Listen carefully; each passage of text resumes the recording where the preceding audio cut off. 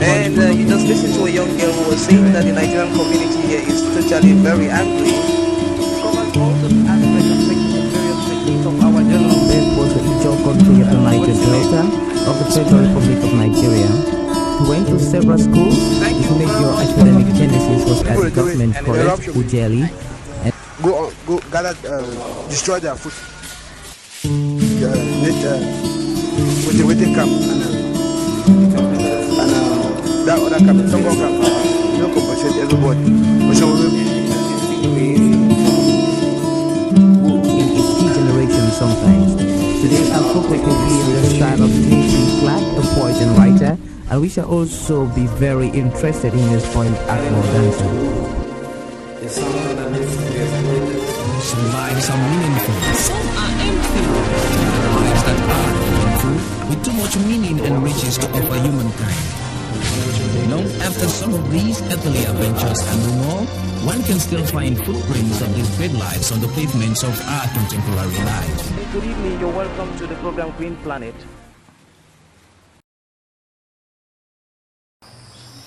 Welcome to Fighting Poverty and Engaging Conservation Through Sounds 2010.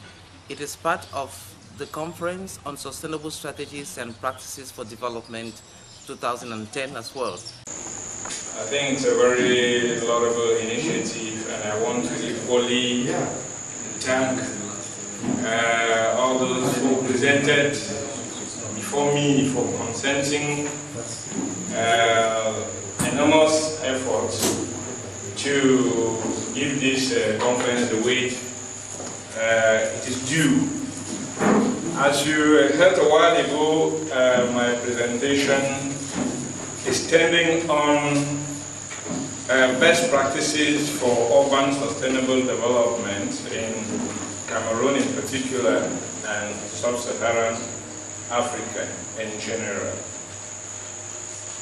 I think that a lot has been said in this conference in that regard, but this does not cancel the fact that more can be said, because development is a learning process and an ongoing process. It's a process that is continuous. That is why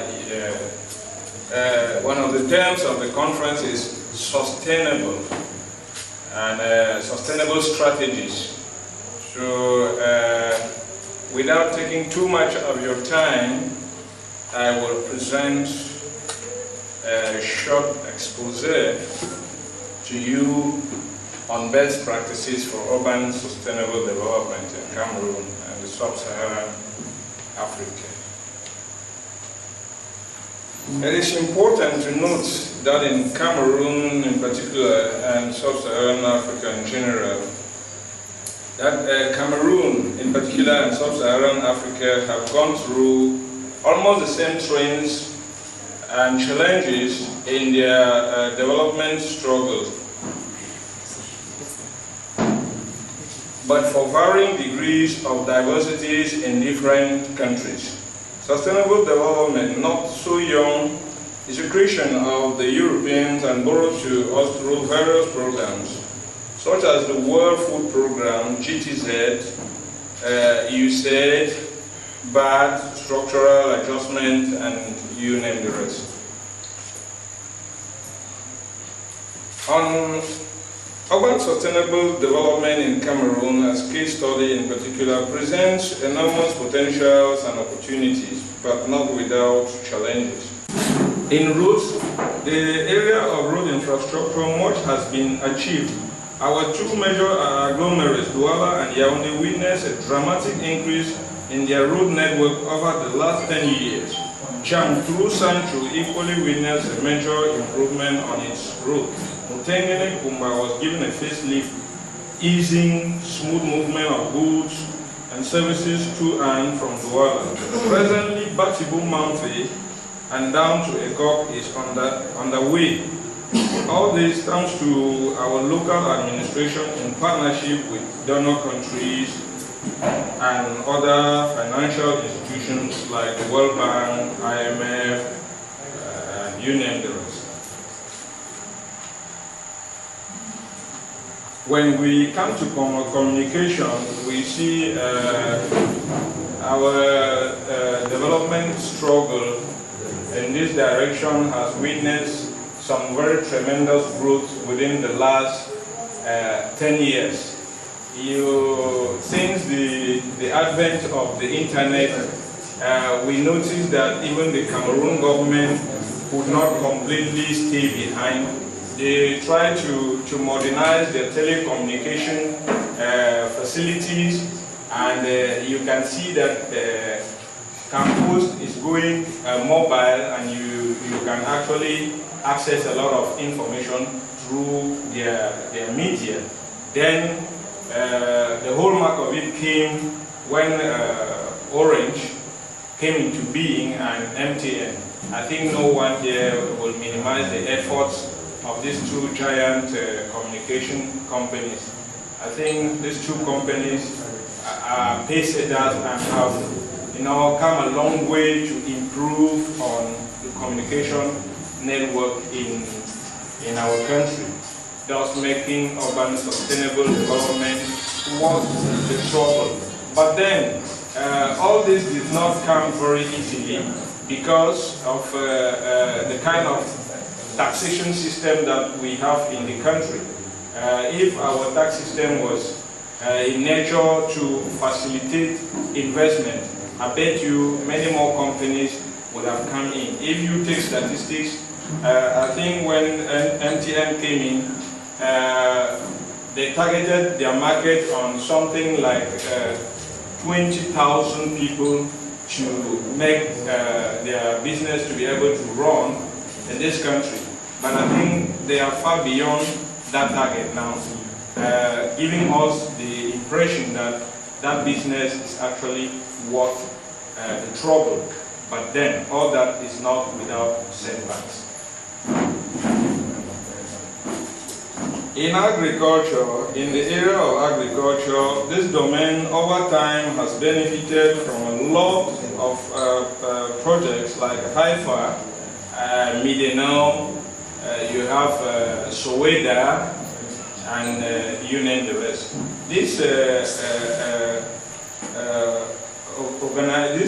structures help in partnership with CIGs to come up with projects that directly benefited our urban centers. If you take the case of Northwest, when Northwest Midenau was created, a lot of CIGs now were created, and they started working in synergies. They came together in small farmers groups to be able to improve on crop species like you have cassava, you have corn, you have Irish potatoes, and you name the rest. And I think the crop species have improved a lot thanks to the expertise of these organizations. That's what we're talking about, sustainable urban development. I think these organizations have made it possible for our synergies to improve their livelihood.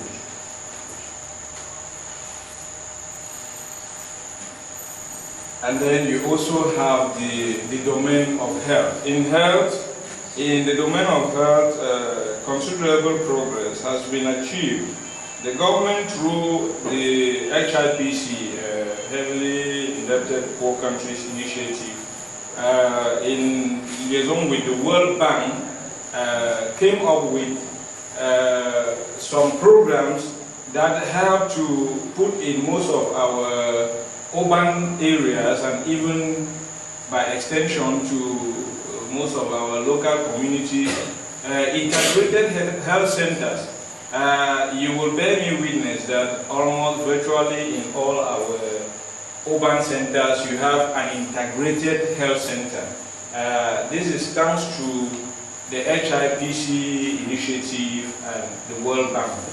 This has made it possible for most of our women not to have the difficulties that they had before with childbearing and so on. These health centers have come a long way to facilitate a lot of our health crises. And you know, in a growing population like us, if you don't have good health, you cannot talk about sustainable development. It is a healthy mind that can think and work. So we want to laud the initiative of the World Bank and our government in that direction, and we are asking that they be able to do more. And lately, the government still came up with some other health project, intensive child and mother care centers, which I think Yaoundé is already benefiting from this facility, and I think by extension it will move to other urban centers. And we keep encouraging government and our stakeholders to be part of this initiative so that we can improve on our health.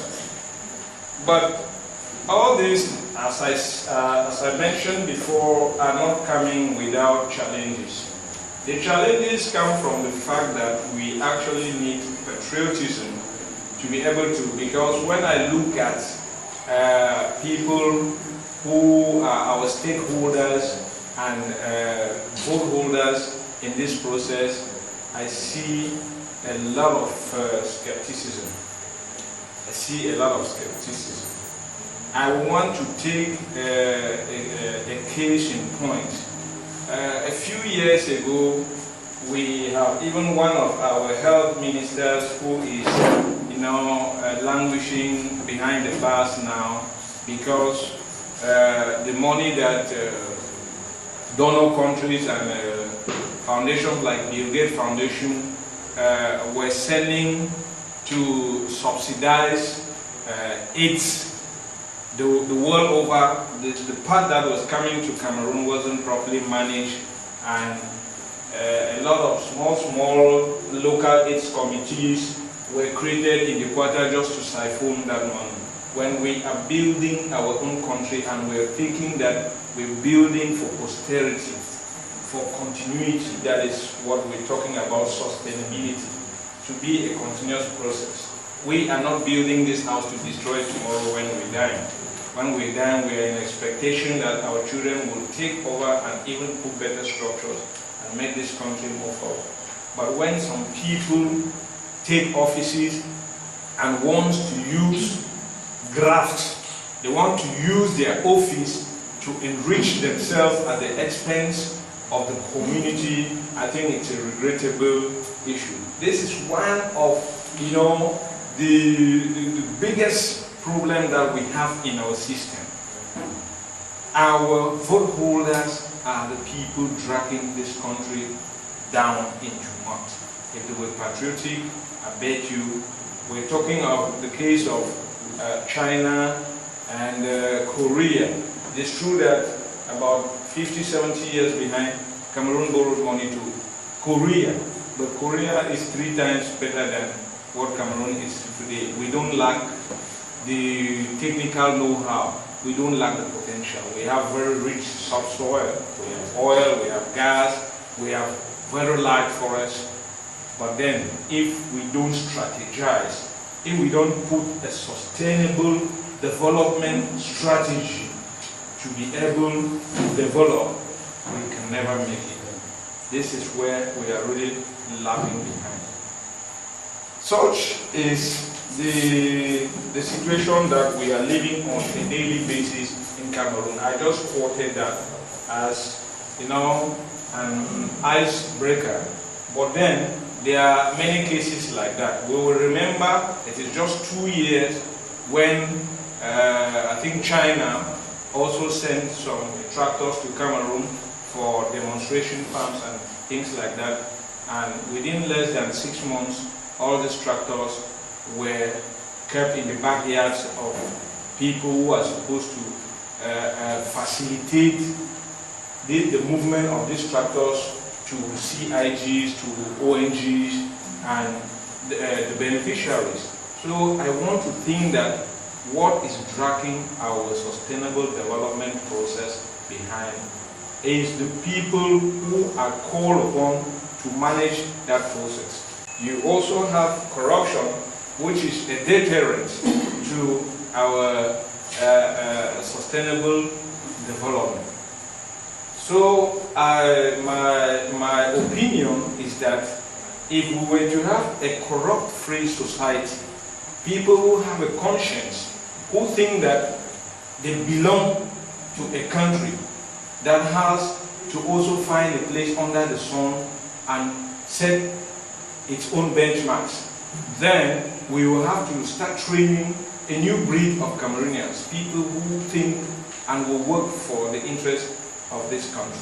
If we start thinking in that direction, then we'll be able to find it right, and we'll be able to chart a good pathway into our sustainable development. So my proposal, what I am strongly proposing here as the best practices for urban sustainable development is, I saw Mr. Tanda and our brother, Mr. Tanda of Sendep, and my brother of Fendep. I think they did some very wonderful presentations here. And I want once more to congratulate them for the efforts that they are consenting, because the backbone of our economy is agriculture, and if they're working in that direction, I think it's a wonderful initiative. And my suggestion is that they should work in synergies, and I already see them. They made a lot of reference to the Botanic Garden, to Minade. I think that they're already working in that direction, but a lot of effort needs to be consented.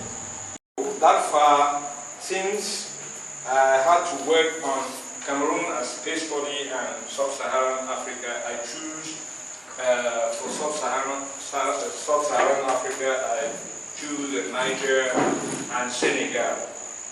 You remember that in Senegal 3 years ago, the basic food item of Senegal is corn, from which they produce corn flour, fufu, and they produce a lot of stuff from corn.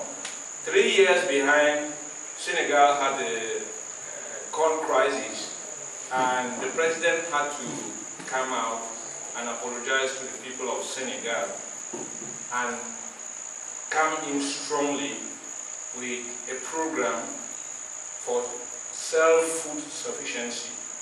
Their program targeted a 300,000 ton production annually to be able to keep Senegal with sufficient food security. And I think they are meeting this objective. Since last year, they were almost at their target, and they are doing everything to avoid importing grain from neighboring countries like Zimbabwe and other neighbors. It is the same case for Niger. You know, Niger is a semi-arid country with very prolonged drought. But the Niger Delta company, which that's a company that was created way back in the 17th century, but that transformed over time to incorporate all local and even private initiatives, like what you find along the river Nile. People who are living along the Niger Delta, they benefit a lot from this project, which trains and encourages small farmers and CIGs to improve their livelihood. They cultivate a wide range of crops along the Niger Delta, which meant them almost virtually being able to harness their food security. So I took these two cases just to demonstrate that Cameroon, just like Sub-Saharan Africa, actually went through similar trends in their sustainable development programs. But you have varying degrees of difference is owing to the various geographical regions. Unlike the case of Niger, Cameroon is downed with very good subsoil, but for the north, which also has a little bit of prolonged droughts, you have very good climatic conditions, and the rain, we have about 4 or 5 months of rainfall and about 4 or 5 months of dry season, which makes it possible for us to be able to cultivate and store for the following year. In the southwest region, we actually find in the mountainous areas and the coastline of this region that the rain is virtually almost throughout the year, because the rain starts about March and stops in November, December, making it possible for cultivation to be almost year-round. It is not the same case with the Northwest. The Northwest has one rainy season and one dry season, but the Northwest region is endowed with soils that are permeable and makes it possible for farmers and crops to grow through the year, making it possible for it, though some of the soils are very hard, but then you also have very strong people who are able to till that soil the whole year round and keep self-food sufficiency. So in conclusion, Cameroon in particular and Sub-Saharan Africa in general offer enormous opportunities for urban sustainable development, and we have seen a few challenges which hamper the smooth sustainable development of these areas, but the efforts consented are good pointers and indicators that if replicated, they will yield fruits. Thank you very much.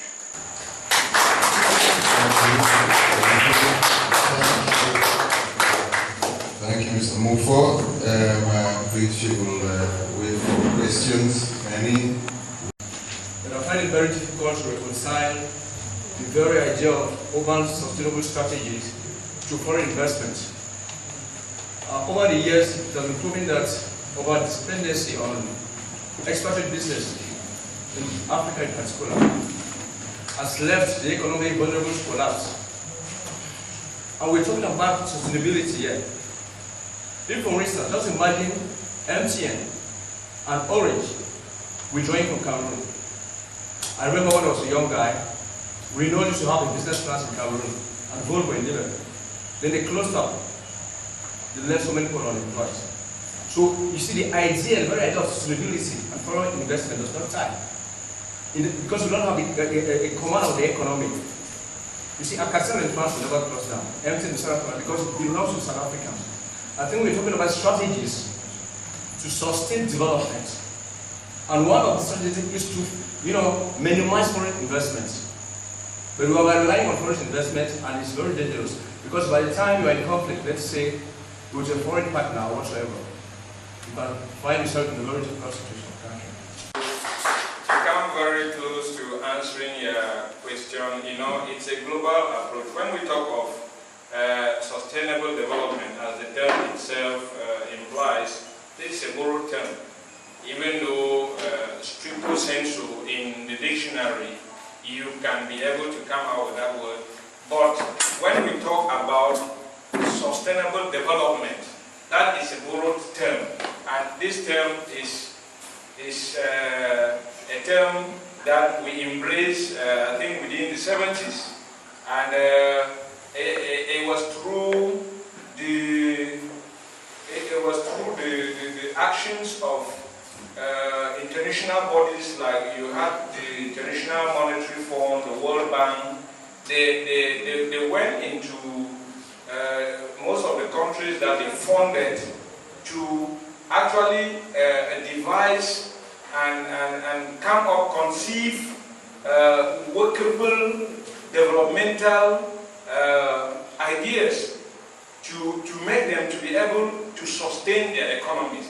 You will agree with me that 10 years ago, we embraced some new terminology in Cameroon as the structural adjustment program. These are all new terminologies that when one instrument of government or administration fails, they come in with that.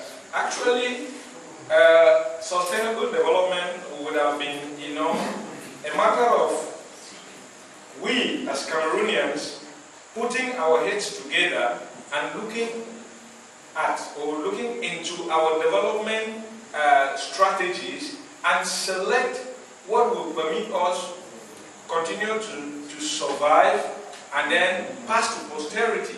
But then I can assure you that our governments to this date, they have shown their limits. They have shown their limits. You will accept with me that the HIPC initiative came as a result of our governments being unable to harness their resources and keep returns for posterity. So they had to embrace this initiative as a heavily indebted poor countries in order to be subsidized. So if we are talking about sustainable development, we cannot put all this, we cannot completely put this aside, but I think that we might be moving in the direction to say that as much as these multinational companies come with their technologies, we should be able to learn this technology, because before the advent of Orange, MTN, and you name the rest, there are about 4 mobile telecom networks in Cameroon now. But before the advent of all that, it was difficult for me to get to Akum where I had and stand on one hill and book somebody in Yaoundé or in Victoria. It was practically impossible. So I think that we should, in that connection, in that direction, be suggesting that as much as these multinationals bring their technology, we should gradually, as they associate us in their activities, copy these technologies and then sustain it. I think this is what we can be doing. But to mention here stricto sensu that if we talk about sustainable development, we should keep them completely aside. I think somewhere we'll be missing the point. Since we're talking about macroeconomics here, Keynesian economics, there's an economist in the house. Secondly, there is always a conflict between, if you go to other parts of the world, when they are fighting developmental issues, they don't talk about poverty alleviation, they don't talk about the Human Development Index, they don't talk about so many things. When America is fighting China, they talk about trade wars. When it is us, it becomes sustainable development, which is very good. I just want to come back to your point. Like my friend pointed out, multinationals coming into our nation. In other countries, Americans will strike when they want to sell. It is not a government corporation. You want to sell Ford to Chinese, they will strike. Say it is not possible. This is our national interest. We cannot sell the backbone of our economy to foreigners. The same thing will happen in France. The same thing will happen in China. So I want to think that we should try as much as possible to conserve in our hands those strategic areas of development, like technology, like roads. Some years ago, some group from Dubai wanted to buy the channel, the British channel. The school said, no way. This is a national icon. We are not selling it. So I think over here we should have the audacity, yes, Dubai Ports Authority. I think we should have the audacity to tell them, like Obama said, we should have the audacity to tell foreigners. And it's not only the audacity, we should generate our own individual technology. So I fail to see the foreigners coming into our country when we are still so weak and not fighting them. Thank you very much. All right, thank you. Remember that the vital point that I made in my expose was that I lauded the efforts of CIGs and ONGs which are already working in synergies to sustain the interest and innovations in their various areas of competence.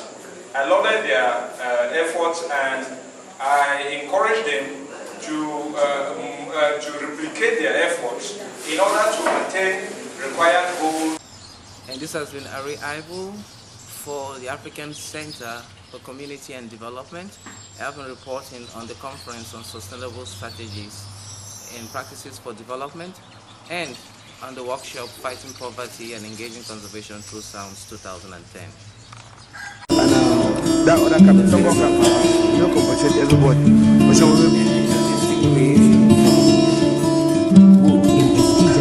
Sometimes. Today our focus will be in the style of Christian Mofor Fru, a poet and writer, and we shall also be very interested in his point Akmo dancer. Some lives are meaningful, some are empty. There are lives that are meaningful, with too much meaning and riches to offer humankind. Long after some of these earthly adventures and no more, one can still find footprints of these great lives on the pavements of our contemporary lives. Good evening, you're welcome to the program Green Planet.